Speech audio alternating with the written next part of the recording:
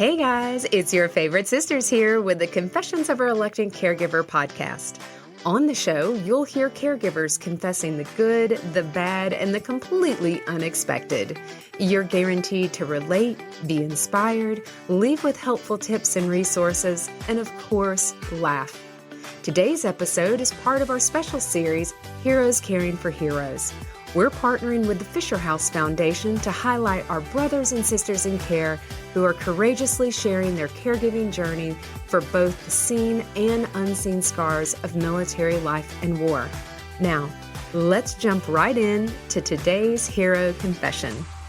Hey, Jay. Good morning. Good morning. Good morning. Oh, look who's singing today. I know. I have something to tell you. Tell me. So I picked up a new hobby over the weekend. Really? Yeah, my husband bought me a bow, like a bow and arrow. Is it a compound bow or a recurve bow? Oh my gosh, look at your knowledge. That's right. I was married before. Yeah, let's just throw one thing in there and then we're going to get busy. Okay. Did you know that if your arm is too close to the that string thing, you can harm yourself severely? So you have a bruise is what you're saying. I don't want to talk about it anymore. We're going to move on. Oh, dear.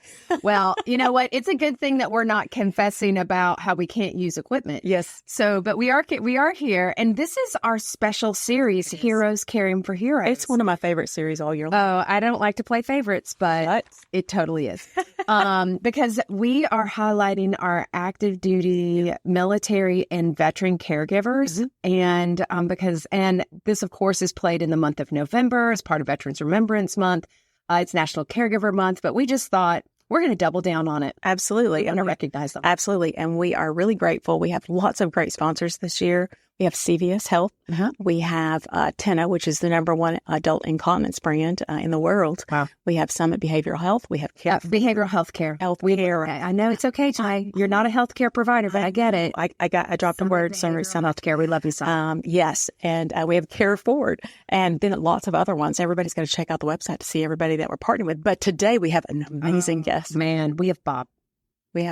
Bob is wonderful. Now, here's the thing. Bob cares for Gretchen, his amazing wife, who is like totally like bad A. Like she's a rock star. She's a rock star. But then Bob himself is equally a rock star. And so, because Bob loves his wife, but Bob is also himself served in the military. Right. And so let's talk a little bit. Let's introduce our folks to Bob, and then we'll bring Bob in. Absolutely.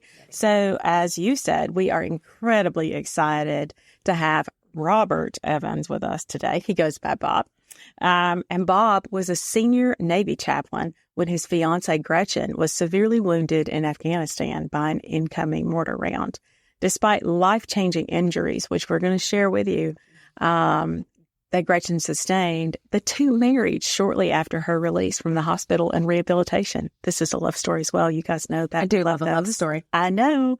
Bob says his role as caregiver has always been to ensure that Gretchen has the proper resources and support to find, activate, and achieve her passion and purpose in life. I love that. But Bob has admitted, he confesses, that he has struggled despite his training as a chaplain and pastoral counselor to provide the right support and care at the right times.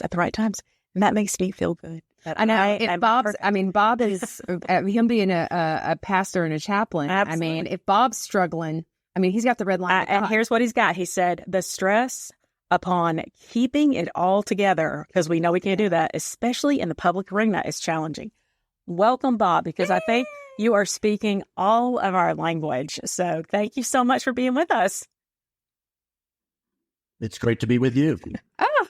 Well, we are, we always like to say, we do this every time, we want to start from the beginning. So you were born and then you can skip some parts, but tell us a little bit about your background, about where you grew up, your family a little bit, and then how you went into the military. Kind of walk us up until to that point, because caregiving always has that point where it starts. For some people, it's a slow burn and it's coming on.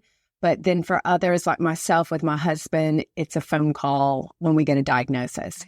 And it just changes your life. So let's start from the beginning, Bob.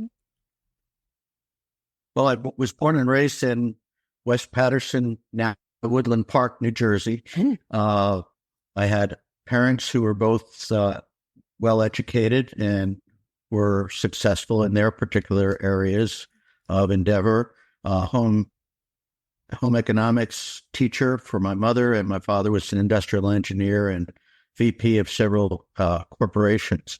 So I had I was a blue, white collar kid, and had very simple life growing up. Every Sunday we were at church. Every Saturday I was in church choir practice, etc. As a little boy and as well as an adult. Music is the voice of God as far as I'm concerned, and it has definitely influenced my life in a big way. I got in trouble in 5th grade because I was humming and singing to myself as I was taking a test. You are my husband. But I was also in 3rd grade was asked to sing the Battle Hymn of the Republic by my 3rd grade teacher. My first experience with a Black mentor who really just changed my life and made me realize that education was fun, despite the fact that I have some sort of dyslexia, which is yet to be fully diagnosed, but made me a very slow reader. But she was very supportive. She was a caregiver to me. And modeled for me very, very early on how one nurtures the nature of an individual, as did my choir director, Mrs. Toon, oddly enough. Oh, that's terribly convenient. And she said that it was fairly convenient, but she was always in tune with me and guided me in my vocal capabilities and really gave me an opportunity to serve in that manner, to sing the Lord's song. I then went off to became a little bit more wild and challenging to my parents as I tried to individuate as a teenager. And then when I went off to college, having lived in a very sheltered and demanding, fastidious, overbearing environment, where success was the requirement. I went to Bowdoin College up in Brunswick, Maine, one of the little Ivies, and had a great experience there, but I was truly liberated, and I was rather a randy fellow during those times, and social chairman of my fraternity. I love that.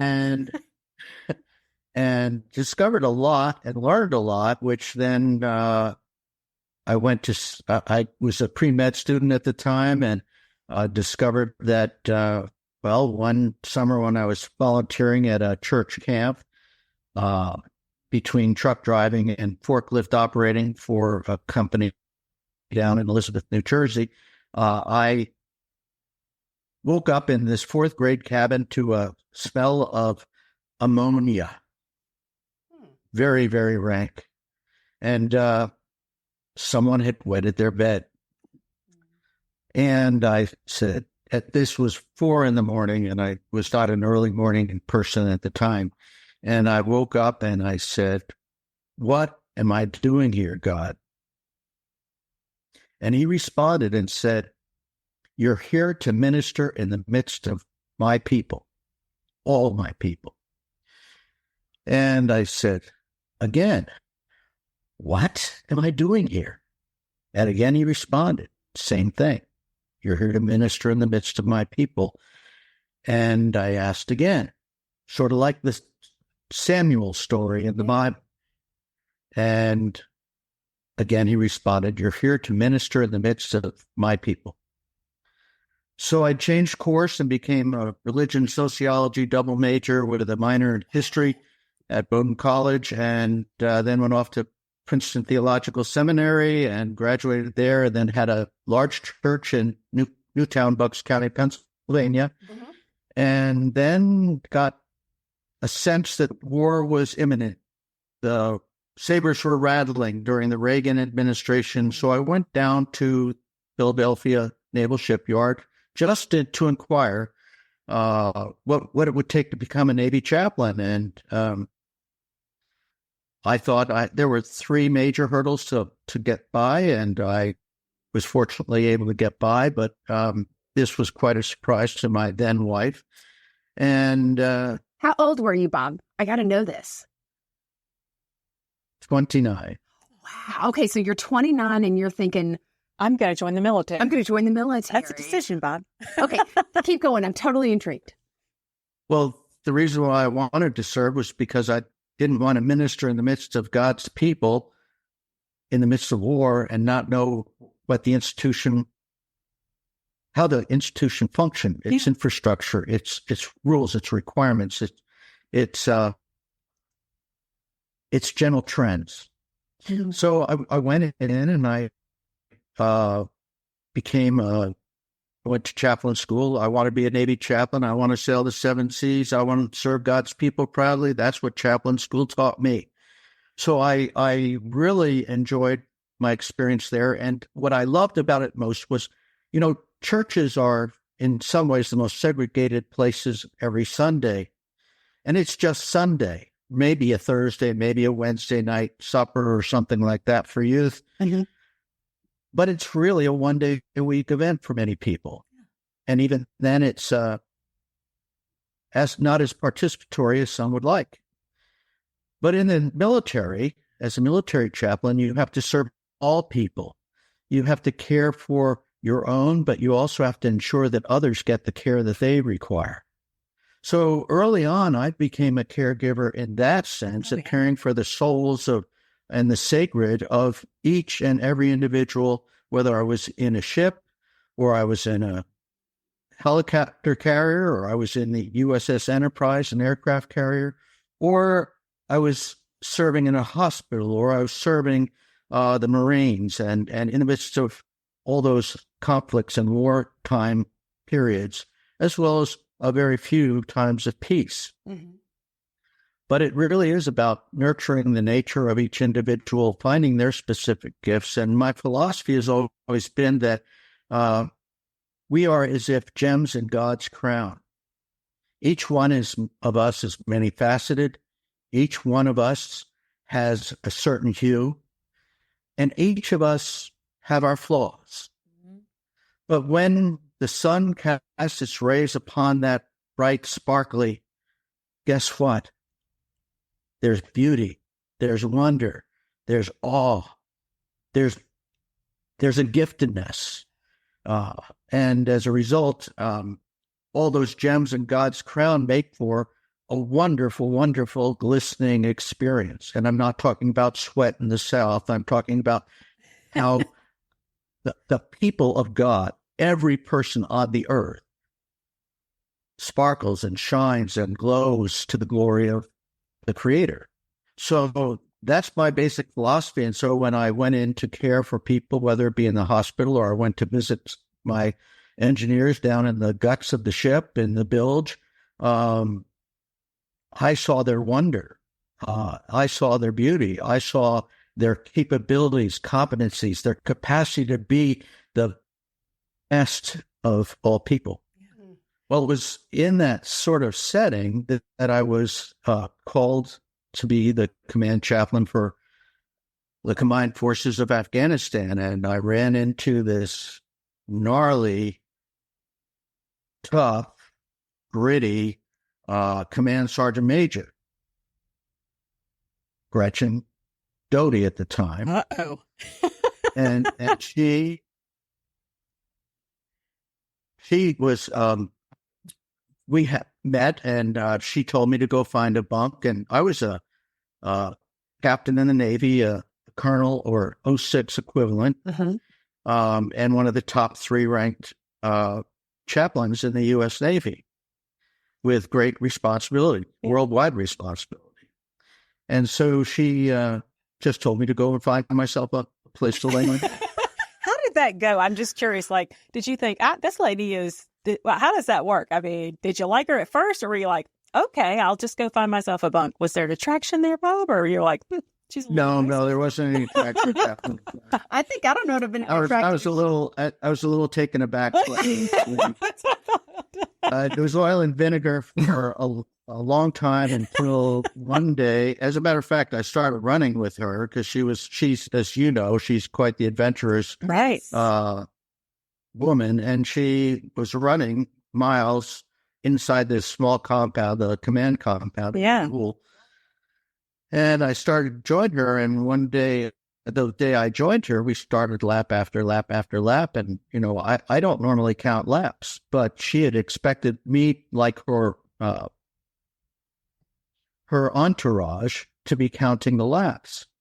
So she asked me, what lap were we on? I said, I don't know. And she gave me a buddy slap across my neck. Now, this was a command sergeant major slapping an 06. I was truly taken aback. I was aghast. I was agog. I just couldn't believe this had happened. I just couldn't. And so I'm telling you, the relationship was oil and vinegar. But then she saw me one day caring for Marines who came back with their mates in plastic bags, having gone over not an IED, but landmines. Yeah. They'd gotten off path. So these hardened Marines came in, and both Command Sergeant Major and I were summoned to the gate. And Navy chaplains function a little bit differently than other chaplains. We're quite independent, and we take the lead, and we are truly intrusive caregivers.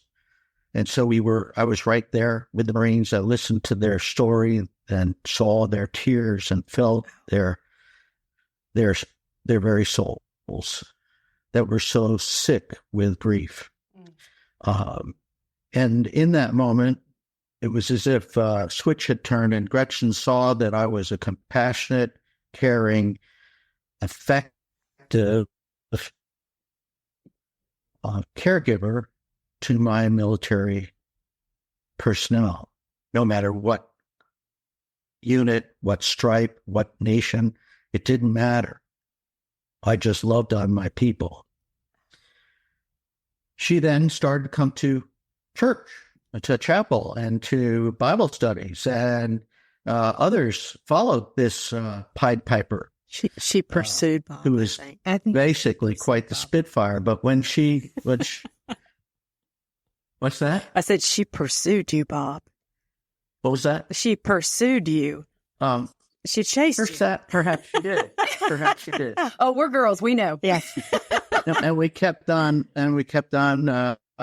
talking, and we often ate together, and I was the preferred driver of troops because as I grew up in New Jersey, and I'm a pretty offensive driver, very quick, very good reaction time, etc. I got a lot of tickets when I was a youth. I had high risk insurance when I was first married. I was not a good situation, but I was a very good driver. Yeah. And so the troops constantly asked for me to come out with them and be on the road with them because I gave them an extra gun. My religious programming specialist was also a gunslinger. And so instead of him driving or her driving, which was truly the rule, I sort of shifted colors and made sure that we had the best line of defense possible, both with me driving and with my RP as an extra gun if we were in a shootout. Wait, let me take a break for just 1 second, Bob. We got to take a break, and then we're going to keep coming right back. Hey, are you tired of the irritation you get down there from pads and other bladder weakness products? Tenna Sensitive Care Pads are the first ever bladder weakness pads enriched with the Skin Comfort formula. The skin-friendly layer in combination with the soft, 100% breathable materials helps protect intimate skin from irritation. And as always, you have triple protection from leaks, odor, and moisture. Gynecologist tested and dermatologically approved by the Skin Health Alliance. Look for Tenna Sensitive Care Pads with the Skin Comfort formula online and in stores now. When you vacation with Norwegian Cruise Line, every day is a new day. Get a taste for Barcelona, then savor incredible dining options back on board one day. Connect to ancient history in Athens, and then disconnect completely in our spa another day. Wherever the sea breeze takes you, come aboard and experience a different tomorrow with NCL. Visit ncl.com, call your travel agent, or call 0333-336-1472. All right, we're back here with Bob, and we're getting into, this is a good story because he and Gretchen are oil and water, but there's something Vinegar. going on. Oil and vinegar, sorry, oil and vinegar. Okay, there's something going on. So you're telling us the story that you are the offensive driver. So let's go on. I'm ready. So I was chosen by a lot of those guys. And one time, the command sergeant major came up to me and said, "What are you doing on all these convoys?" I said, "Number one, I'm with my troops. Number two, it's by request. Number three, I'm a good driver. And if you need a driver at any time, I'm available." And so I ended up becoming a driver every once in a while as well. So the relationship grew, but then I had to leave. I was at eight months, and our tours were shorter as Navy versus Army. Gretchen's tour was 24 months. Wow. Mine was a mere 8. Yeah. So I left command, went back to Fleet Forces Command and Joint Forces Command as the command chaplain for those worldwide responsibilities, and was actually carrying those on through my deputy even while I was in combined forces. So I had a lot of responsibility to go back to, but all of a sudden, there was just this constant sense that this woman was very important to me. So I wrote her a letter asking about all the troops. And then at the end, I said, "Could you ever be romantically inclined toward me?" And she responded and said, "Well," and then I ended it with my normal blessings, chaps. Of course. And as it played out, she responded and said, "Do you remember where you've left me?" And I said, "I do." And she said, "How do you propose to carry on this relationship?" I said, "Through numbered letters like we do in the Navy, because you never get the mail in sequence, emails when possible, and plain old ordinary telephone service." And so occasionally we could talk on the phone, and the relationship developed. She came home on furlough, actually sent by General Eikenberry to get senior leaders on the Hill to bring more troops, because we'd just gone into the Iraq conflict as well. Yeah. And so we were somewhat depleted. So she went forward to the Hill and spoke to senior leaders and got those troops. But while she was home, I met her, and I was screened by her sisters, her sister and her sister's friends. I guess I was weighed, measured, and not found wanting. And so having gotten through that screen, and having been recently divorced, I asked for her hand, and she accepted. I love that. I love that you're old school, Bob. I really love that. I do too. Okay, keep going. Okay. Because I feel like we're probably near. That was that. And she went back and immediately had one of her accidents and incidents, which she is prone to because she always pushes things to the edge. Mm-hmm. And she was bitten by one of the bomb dogs, and her skin was pulled back on her hand, and she had to go through surgery there. Yeah. But that wasn't that was not anything great. I mean, she had no problems with that. Was right back in play the next day. Yeah. But toward the end of her tour and the tour of her specific 82nd Airborne crew, she was going around to the various FOBs, forward operating bases, making sure that they had kept their head on the swivel and made sure that they were not losing their edge as they were approaching that 90-day window. Yeah. She saw many when she was doing her visits, and I was doing my rounds too, not with her, but separately. We were seeing these calendars that were going up, counting down the days. And as Gretchen often says, it was as if they could smell the apple pie. Oh.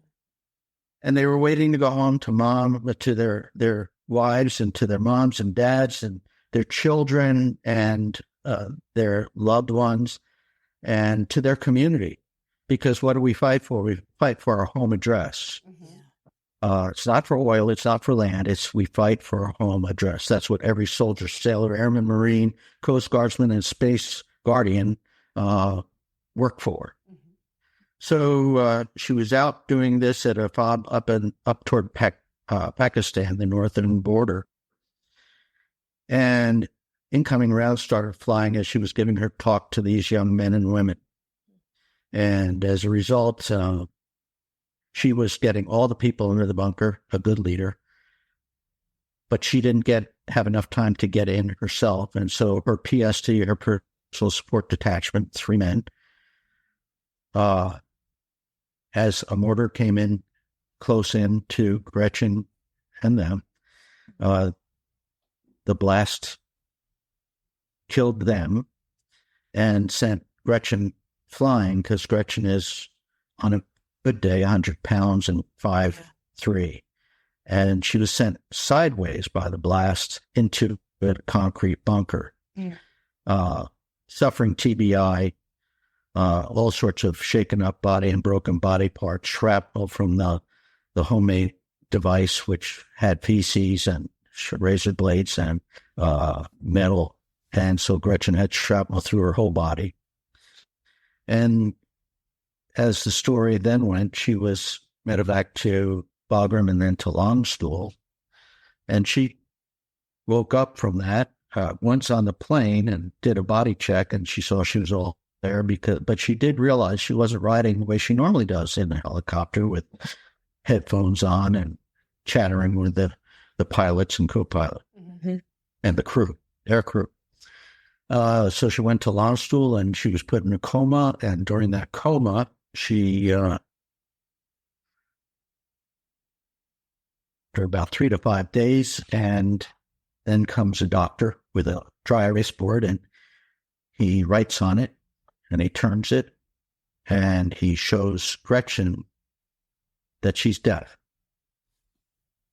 And Gretchen asked the question, am I deaf for life, forever? And the doctor said, yes. So when that occurred, Gretchen did something wonderful.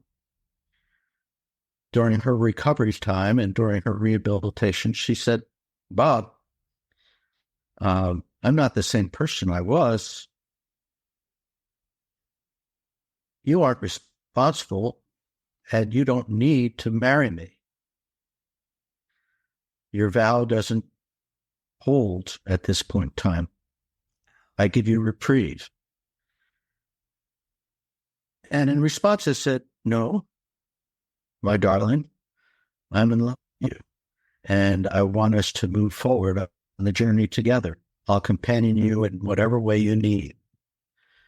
And so shortly after she got through her hospitalization and rehabilitation, and her recognizing that she had no home except for a storage unit outside of Fort Bragg, where her car and a few items were, and she tried to survive re-entry into the world of civilians.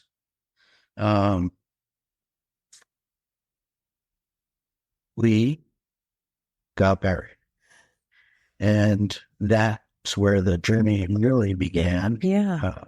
In terms of caregiving, but I didn't recognize myself as a caregiver until about 3 years ago. Really? As a caregiver, I thought I was just a good husband, supporting my wife, and a good man of God, accompanying my wife, my helpmate, the woman I loved, to re-enter and make it in the real world. Little did I know, well, she had a lot of accidents and incidents, especially during our first tour together, which was over in Naples, Italy, where I was the command chaplain for Europe, Africa, and Southwest Asia.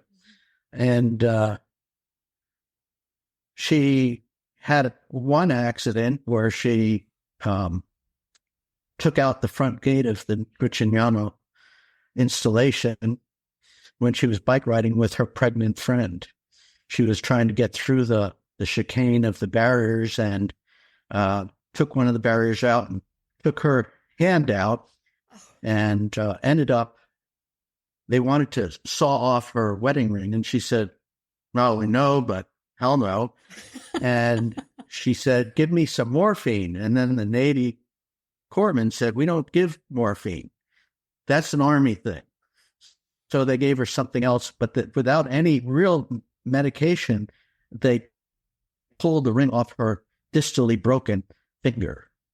In other words, it wasn't broken here. It was broken down the center of the ring finger. She traveled with you. You stayed in. So I want to make sure I've got the timeline. You were still in the Navy, and she came out, of course, after you all were married, after her accident. But you all still traveled together. Your service still continued.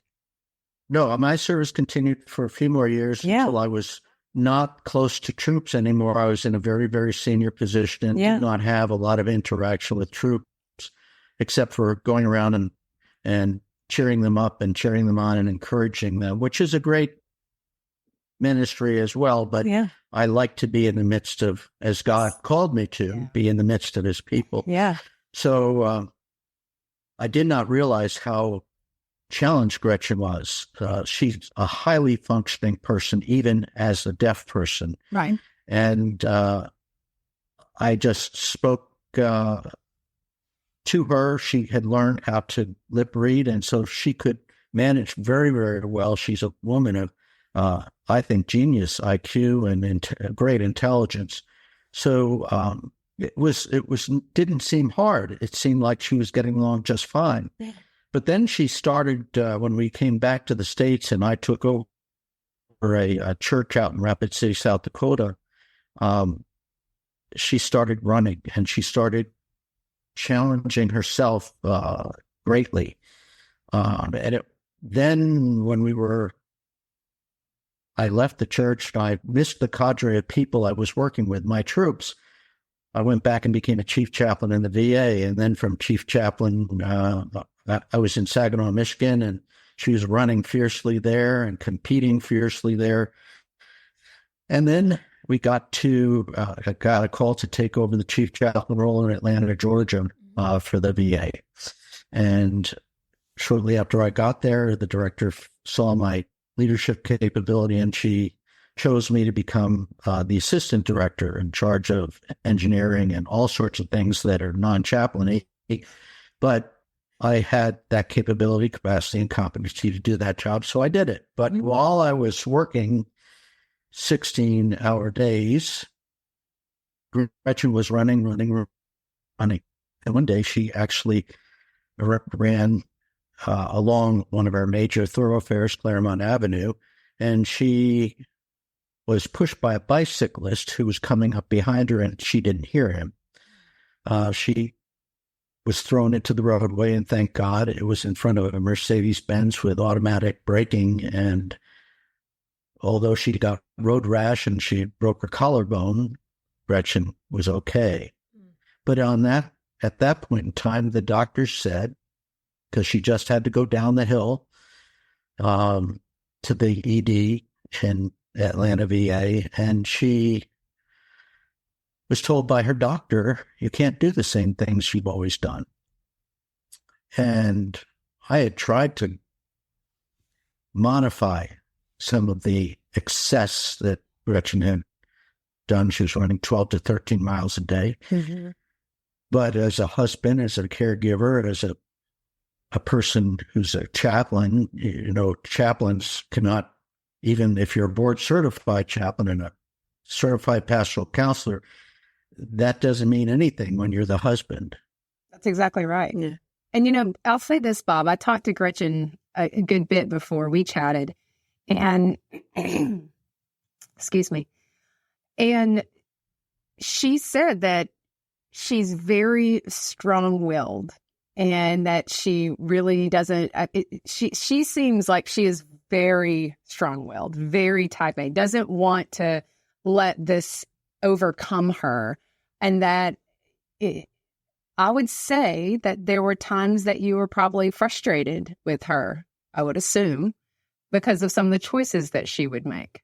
Like, hey, might not be a great idea, Gretchen, and she may just choose to do it anyway. Is that right? Well, that's actually the fact of the matter. When that doctor said that, it was as if he was closing a door on her. Something that I tried to do gently, but I couldn't make her change. I love the person she was and was becoming. And so I did not want to tamp that down. I wanted to just try to find some moderation in behavior. But as she said, she is a very, her call sign in the military was Spitfire. Yes. She was full of vim and vigor. Yes. As Kennedy would say. Yes. She is a fastidious person. She is a driven person. She is a person who, when she heard no, she was looking for a yes. And no's are not easily taken by Gretchen. Yeah. Challenge of her position is not easily accepted by Gretchen. Yeah. But this doctor said this, and that made her seek out other answers. And the audiologist who was present at this, in her repair mode situation at the ED, asked, are there service dogs that are made for deaf people? And so Gretchen started searching, as she is wont to do. And she found her answer at America's Vet Dogs. And America Vet Dogs said, we will train dogs for veterans and first responders no matter what their condition. And so she sent off an email to America's Vet Dogs with fear and trepidation, because she told them she had TBI, she had internal body parts that were still not in the best shape. Mm-hmm. She had shrapnel, she had TBI, she had PTSD, and she was deaf. She sent off the email, and thankfully, when she, in short order, received the message back, they said one word, yes. But they didn't know how to train a deaf dog. All the trainers around the table had said, we have to say yes, but then they have to figure out how to fix the problem. Yeah. And they succeeded at that. But it wasn't until after we received Aura and then Rusty as her second service dog that I recognized that I was not just a fairly responsible, good husband, cook for all the meals, and transporter of her to various events, and because she was directionally challenged because of her TBI. One time had a terrible time trying to back a car out of the garage. But these are all, funny stories now. But my reactions weren't always the best. Like you said, I got frustrated. Yeah. And so not until I realized that I was a caregiver just 3 years ago, and then got some guidance from the Elizabeth Dole Foundation and learned about caregiving, I realized that thankfully I'd done some of the right things, but I also did many of the wrong things. I didn't give myself time off. I didn't give myself respite.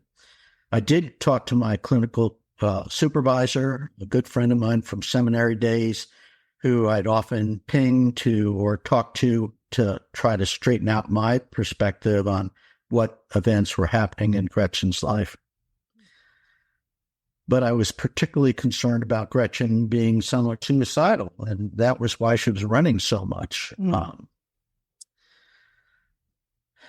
So thankfully she got the dog, and the dog helped her here and also made her able to drive again, because dogs could alert her to emergency vehicles and their sounds and tap her on the shoulder. And and then look left or right, depending upon which side this ambulance or fire truck or whatever was coming. So she got some degree of independence back, and she continued to expand that. That's a good way to put it. She continued to expand. Yes, she expanded her domain, and she sought more help, and she went to No Barriers and ran into Eric Weinmeier, the first person to climb Mount Everest, solo blind person, and also the first blind person to ever traverse through the water, the Colorado River, through the Grand Canyon. So Eric was another person who would not be defined by his maladies. The things that define us are not limiters.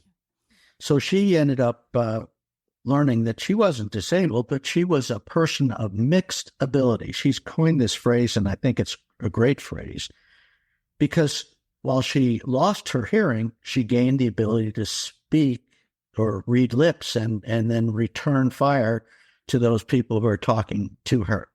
So she was able to speak very plainly and also to read people. But the challenge is, as we went through pandemic and other times, when people have masks or they have beards or they have colloquial conversation or they have a different tenor to their voice, or they're touched by some foreign language that flavors their English, I have to translate for her. And it was through that experience in the pandemic, particularly, that I realized I was a caregiver. Yes, I provided her with meals. Yes, I provided her with transportation. Yes, I provided her with various experiences in life. And I also got her connected to the best care team I knew. And those people are still part of our routine today. The people who we put in our quiver and hold fast to, for those times when we want to climb a mountain and make sure that we don't fall. We're tethered to them, or we go across a stream and we're tethered to them. And even though we might slip on a rock, we will not go all the way downstream, perhaps to our death. We will live. And I think that's the thing that I've learned as a caregiver, is that one needs to be compassionate. One must follow the 3 L's, which God gave me recently, that we must listen. First, listen, then learn about the person, and then love on that person. I'd been doing it all my life, but that alliteration speaks to my heart and speaks to being a caregiver, that we really need to listen and pay attention closely to the person we're companioning along the journey.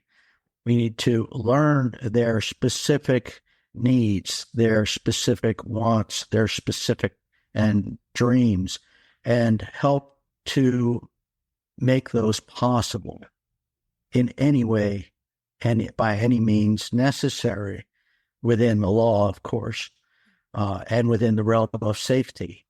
And then we need to love on that person.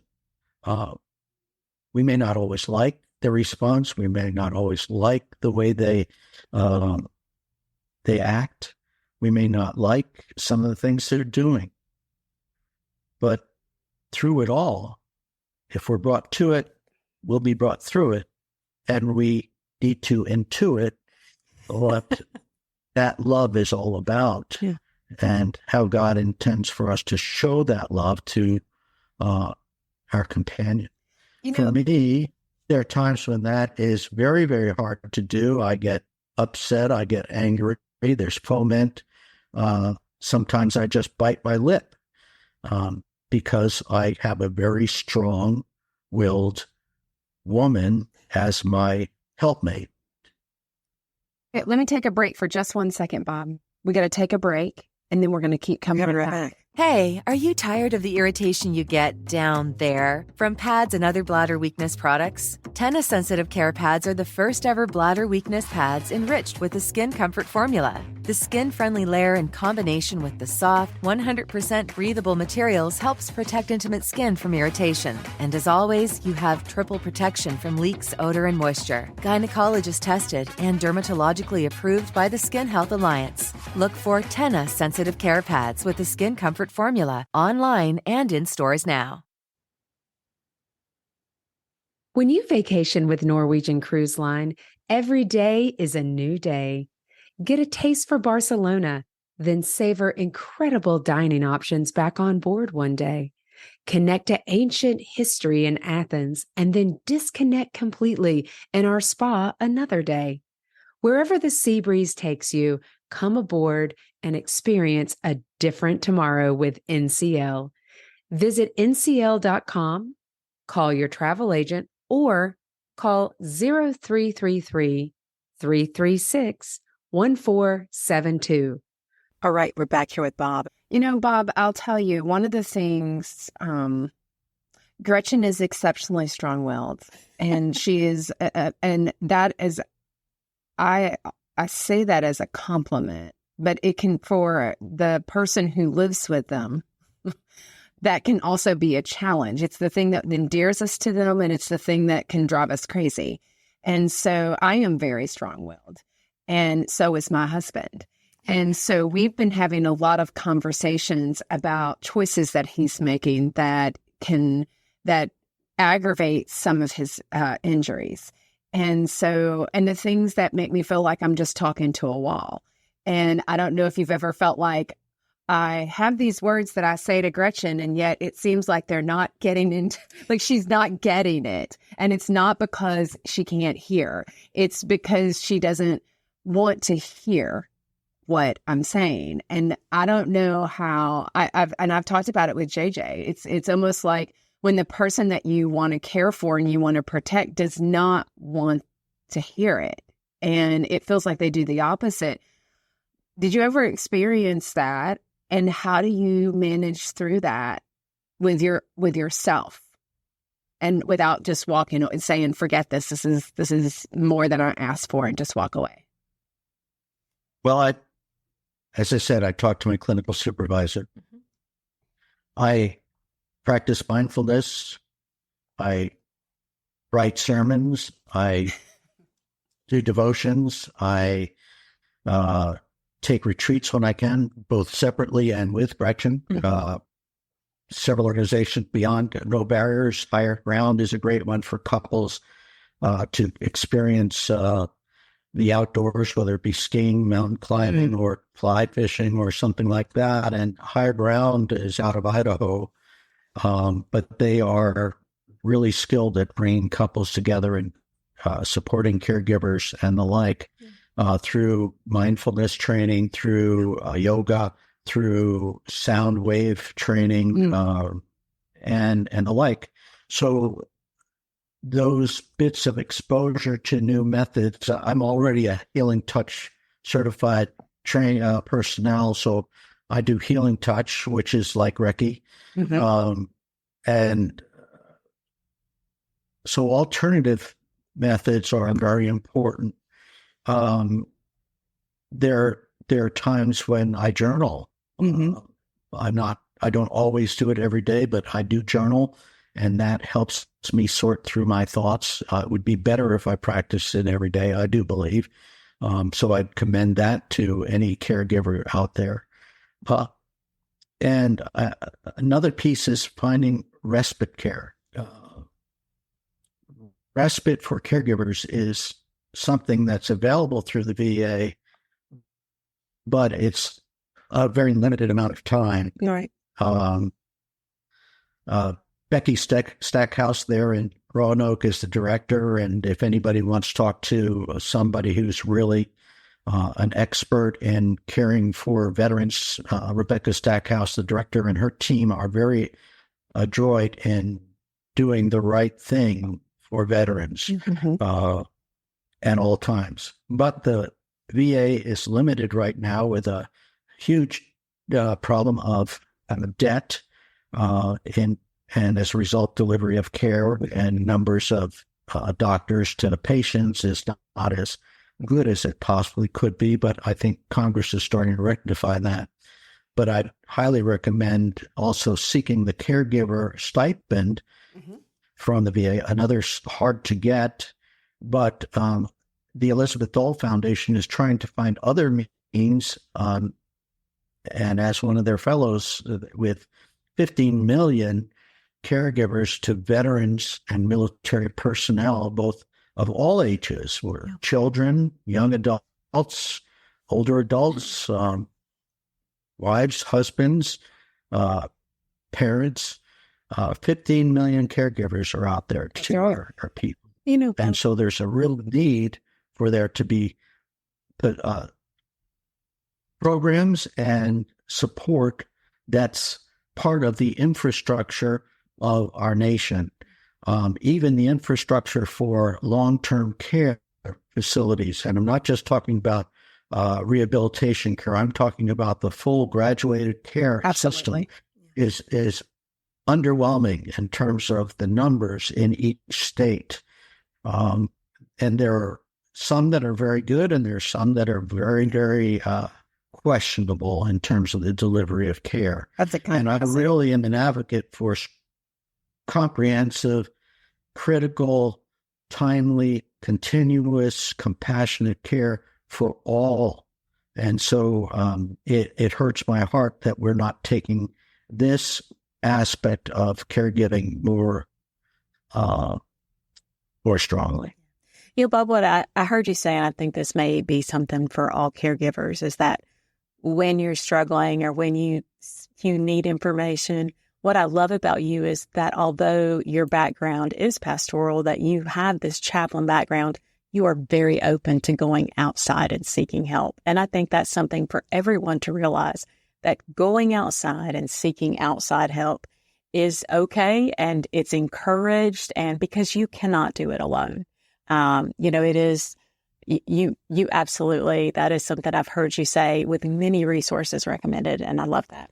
Oh, 100%. Yeah. Well, it's the essence of self-care. Yeah. If we don't take care of ourselves, we cannot take care of our significant other or any other. Yeah.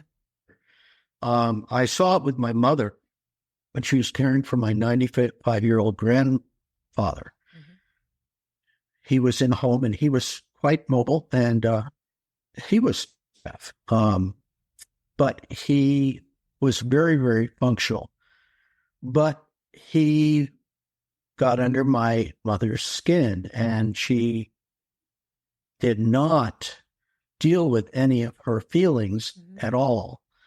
And as a result, as we know in all the world, either the pot is going to leak or the pot is going to blow. Mm-hmm.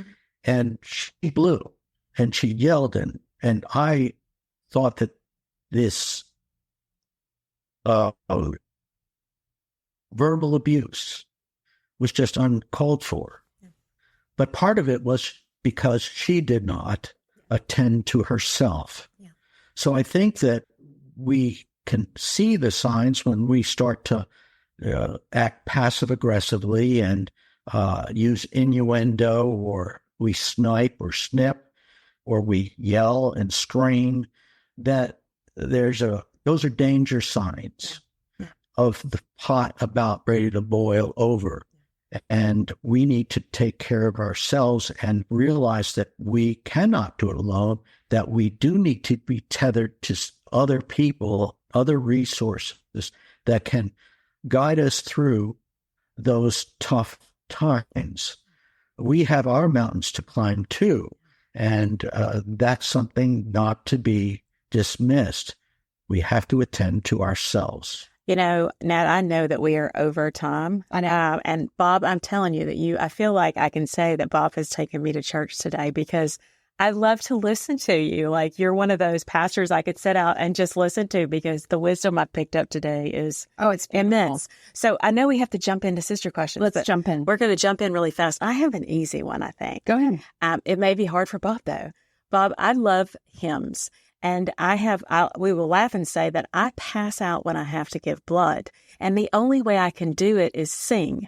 That's what they tell me to do because it keeps you breathing. And I sing hymns. So my question is, what is your favorite hymn? Oh, that's a good one.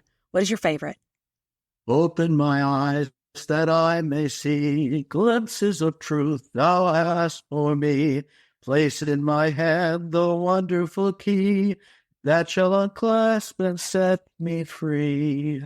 Silently now I wait for thee. Ready, my God, thy will to see. Open my eyes, illumine me, Spirit divine. Oh, our grandmother. Both of us. She played the piano at the church, and that's one of her songs. I can hear her music. That's. I can hear you for that gift, Bob. Thank you, because I can tell you I can hear her play. Yeah. Where our servant hearts come from church, and from our family. So I will say that. Now look at me tearing up. I'm like, oh my gosh, I can hear my grandmother. And I can hear her playing the piano. Okay, so I'm gonna end us on something a little different. I always like to ask this question, Bob, and I ask, what is your favorite guilty pleasure? And the guilty pleasure is really, what is the one thing that you do for yourself, just for you, that you're like, this is all mine. I'm gonna do it. That you enjoy. Sing. Oh, I don't doubt that at all. I always have a song on my heart and in my mind. Even meeting individuals, a song will leap to mind. And so I regularly sing or belt it out. So keep that up, I grew up going to Broadway a lot, so I sing a lot of show tunes. Oh, I love that. Just keep it up, Bob, because it brought joy to my heart this morning. Oh man, I feel fantastic. You're exactly what I needed this morning, Bob. Thank you so much, Bob. Thank you for blessing us. And guys, thanks so much for listening to our special series, Heroes Caring for Heroes. And we want to thank our sponsors. We do. Our sponsors of the series, of course, are CVS Health. We have Tenna Brand. We have Summit Behavioral Healthcare. Mm-hmm. We also have Care Forward, and we have just a numerous. And of course, want to thank the Fisher House. Exactly, the Fisher House, and then many, many other partners. Too many to list, actually. I know. So make sure you go to the website, and you will see last year's as well, Heroes series, and then you'll see all the series participants, both educational and our guests like Bob. And then, of course, the PBS series, Bob and Gretchen are going to be on our PBS special that coming out mid-November on your wherever you watch or listen or stream PBS. Yep. So it will be on there. Bob, I can't wait to meet you and Gretchen in like 2 weeks. We're recording this, and I'm like, oh, me and Bob and Gretchen on the 21st, and so it's going to be fantastic. Thank you, Bob. Okay, blessings to you all. And remember, it's not just a need to belong that we seek community, but it also helps us recognize what we long to be. Thank you. Thank you, Bob. Until we confess again, we'll see you next time.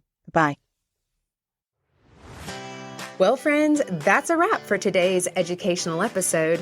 Thank you for listening to our special series, Heroes Caring for Heroes. And don't forget to visit our website to sign up for our monthly newsletter, sign up for the free Sisterhood Advantage Discount Club, and of course, connect with us on Facebook, Instagram, LinkedIn, TikTok, Twitter, and Pinterest. You'll also find the video recording of all our episodes on the Confessions website and our YouTube channel. We'll see you next time when we confess again. Till then, take care of you. Okay. Let's talk disclaimers. We are not medical professionals and are not providing any medical advice. If you have medical questions, we recommend that you talk with a medical professional of your choice. As always, my sisters and I at Confessions of a Reluctant Caregiver have taken care in selecting the speakers, but the opinions of our speakers are theirs alone. The views and opinions stated in this show are solely those of the contributors and not necessarily those of our distributors or hosting company. This podcast is copyrighted and no part can be reproduced without the express written consent of the Sisterhood of Care, LLC. Thank you for listening to the Confessions of a Reluctant Caregiver podcast.